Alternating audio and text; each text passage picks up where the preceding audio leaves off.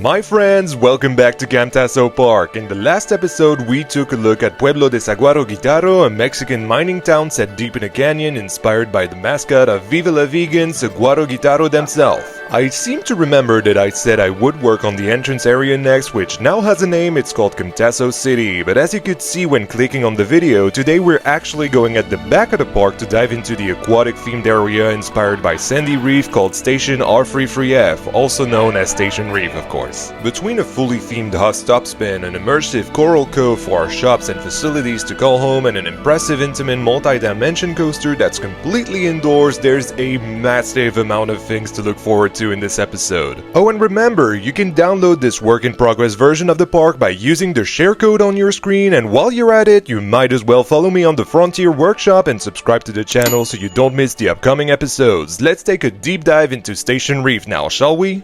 At this point, our only entrance into this new area is from Buddy's Bay, and it was very convenient that I had a somewhat similar tropical setting on either sides of the portal. I simply decorated it with some industrial elements to still have a rupture between one area and the other. Once we set foot in this new space, it's a sensory overload. There are colorful buildings everywhere, a massive flat ride on the right hand side, and a coaster hiding in there somewhere. That's a whole lot to explore. Let's start our tour with Hydroelectric, a Huss Top Spin themed to a hydroelectric power station. I know, this one's pretty out there. Basically, the idea is that the whole research station needs power and the dam provides it to the entire cove. It's also a big excuse to have this massive set piece at one end of the area with a massive bridge for the main path loop around the park that goes next to it. Thanks to that, the near misses are delightful. I did not know this prior to building this ride, but you can build pathways over a flat ride plot, and that helped me make the plot seem smaller by not only theming the arms of the ride, but also by completely surrounding it with paths so that you can look at it from anywhere. Even the queue has unique views. In fact, it will take you inside the power station where you can interact with the ride from the first-person camera by getting riders wet from the command center. Yes, I don't know if you knew this yet, but if you place a sequencer somewhere that you can walk to, you will be able to activate that sequence in first person. Pretty neat, huh? And this technically turns our flat ride into a water ride. My main inspiration for this was the summer cycles of Blast at Walibi Holland that completely gets you drenched. I simply took the hydro and hydroelectric, a bit too literally in this case. But in this room where you can control the water jets, you can also see the generator with the massive pipes getting the water to the turbines. Further down into that room, you'll find a staircase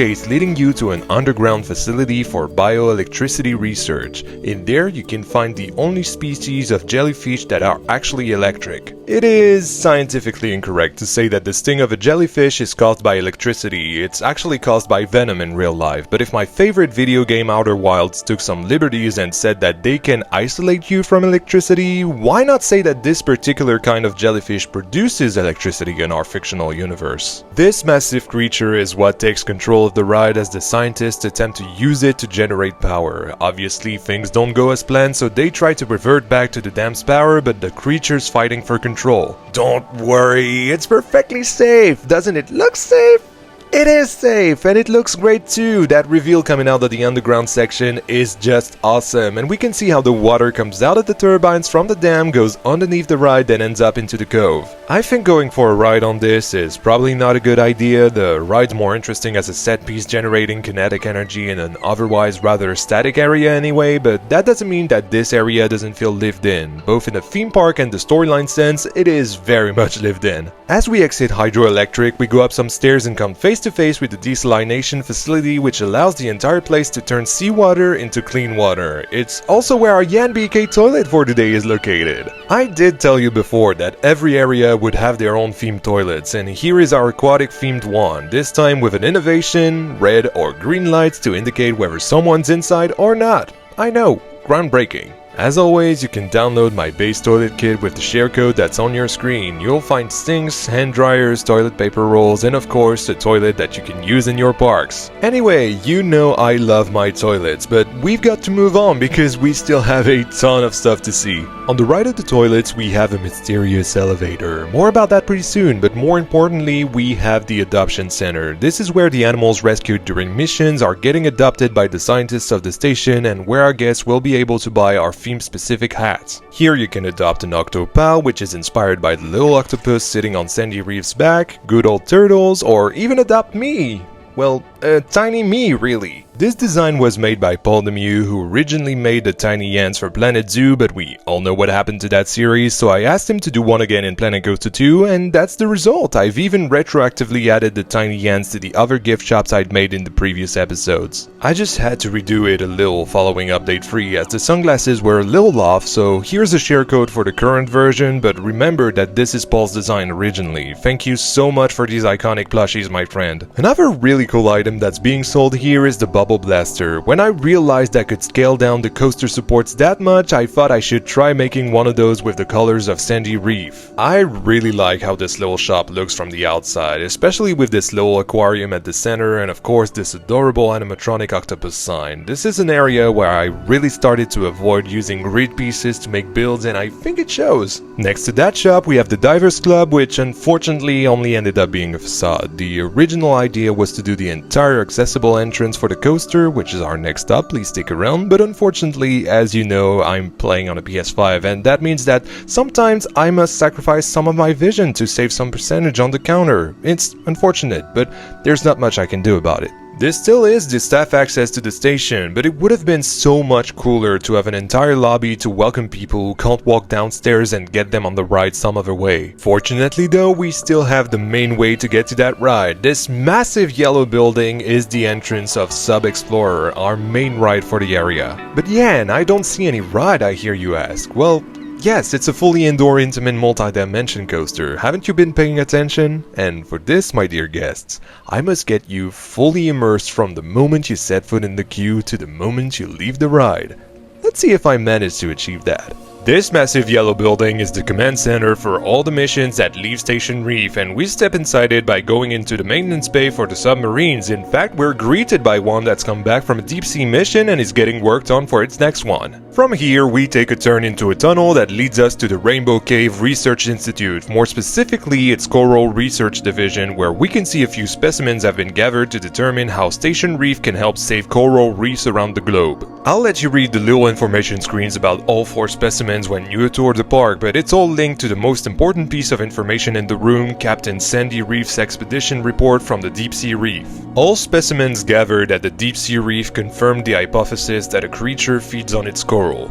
This is leading to the reef's decay. We must identify the creature and relocate the coral to the Rainbow Cave urgently. Yes indeed, because the Rainbow Cave isn't just a fancy name for a research institute, it's a real sanctuary for the coral to heal even if it's in a critical condition. Look at this place, a beautiful cavern lit by bioluminescent coral. As we get to the other end of the cavern, we find the Deep Sea Outpost, where we'll be able to go on a mission to save the Deep Sea Reef. Mission Control is ready to guide us, diving suits are waiting for us to wear them, and in the boarding bay, others are getting ready to dive to save what they can of the decaying reef. Let's take our orders from Captain Reef in the briefing room.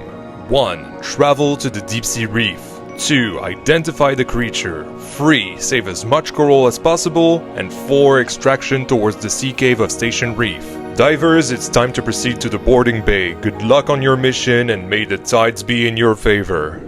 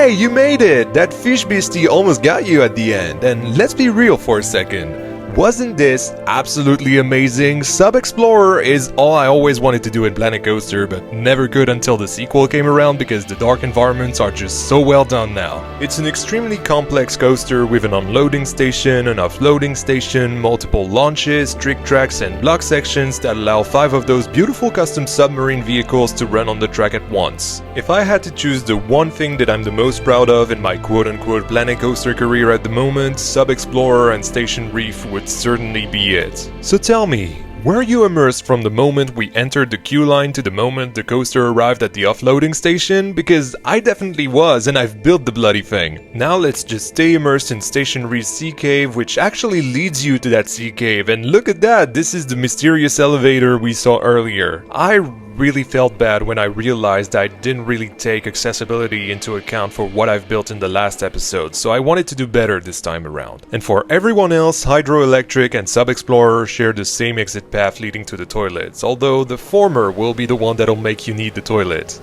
If we rush past the entrance of Sub-Explorer, don't worry, you'll be able to ride it again as much as you want if you download the park with this share code. You'll find that the Rainbow Cave Research Institute has its own facade, and right after that we have the quick service restaurant of the area, Ooma Labs. This name might seem really weird until you take a look at this type of crate from the aquatic theme which has that name written on it. I thought it would be cool to include something that was referenced on an actual item and make it canon to our aquatic universe. This place is serving slushies and burgers, but I've let the flavors and ingredients up to your imagination. Just know that no corals, octopals or fish beasties were harmed in the process of making these. In my headcanon, the octopal burger is the kids meal, the Sandy Reef one is a rather safe option that a majority of people will enjoy, and the fish beastie burger is for more daring customers. What's really funny is that I designed this restaurant back in February when we didn't know that actual restaurants were coming to the game, so I made those custom booths made out of picnic tables, not knowing we'd have actual booths in the game by the time this video came out. We even have a tray return spot on top of the bins. It's crazy how prophetic that was, knowing the new restaurants use trays. I really like this seating location. It feels very open and welcoming thanks to the glass despite its very industrial look. And as we're about to finish the episode with one final build, I just want to show you how every single building has a color and together they make a rainbow. Call it a subliminal tease or reminder of the Rainbow Cave, or perhaps the bioluminescent coral of the cove. I don't know, it's up to you. Finally, we come across Undersea Archeology, somewhere where the artifacts gathered during the expeditions are stored waiting to go to a museum. This is where we have another elevator linking the middle level of the area to the upper level for accessibility, with of course a bigger elevator for theming. On the upper level is a sort of temporary open museum where there are things from the wreckage of Birdie's Revenge, an actual pirate ship creation that one of my moderators, Birdie, is working on, which is meant to be the sunken ship where you first meet Fish Beastie while riding Sub-Explorer. Every single detail is connected to another in this area. Then we slowly transition to ancient Greek items that get increasingly bigger until we meet the portal of our upcoming area, the Nymph Woods, but we'll get to the woods in the next episode. And voila!